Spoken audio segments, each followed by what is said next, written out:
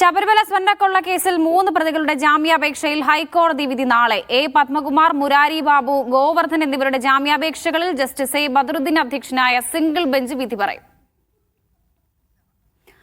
അഹമ്മദ് മുസ്തഫ വിവരങ്ങൾ നൽകാൻ അയച്ചിരുന്നുണ്ട്. മുസ്തഫ, വിശദാംശങ്ങൾ.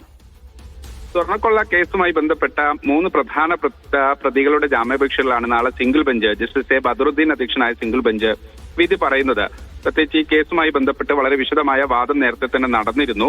വെവ്വേറെ സമയങ്ങളിലാണ് ആദ്യം ജാമ്യാപേക്ഷകൾ വന്നത്. അതിനുശേഷം പിന്നീട് ഗോവർദ്ധന്റെ ഉൾപ്പെടെ ജാമ്യാപേക്ഷകൾ കോടതിയുടെ പരിഗണനയ്ക്ക് വന്നു. അതിലെല്ലാം വ്യത്യസ്തമായി തന്നെ ഒരേ സമയം കോടതി കേസ് പരിഗണിക്കുന്നു എന്നുള്ളതാണ് ഏറ്റവും ശ്രദ്ധേയമായ കാര്യം. കേസിന്റെ മെറിറ്റുകൾ വളരെ പ്രധാനപ്പെട്ടതാണ്. എന്തായാലും ഈ വിഷയത്തിൽ കോടതിയുടെ നിലപാട് ഒപ്പം തന്നെ ഉത്തരവിനകത്ത് കോടതി പ്രത്യേകമായ എന്തെങ്കിലും പരാമർശം നടത്തുമോ എന്നതുൾപ്പെടെയുള്ള കാര്യങ്ങൾ ശ്രദ്ധേയമാണ്. കാര്യം മുൻ ജാമ്യാപേക്ഷകളിലും അത്തരത്തിലുള്ള ചില പരാമർശങ്ങൾ SITക്കെതിരെ കോടതി നടത്തുകയും ചെയ്തിരുന്നു. വർഷ.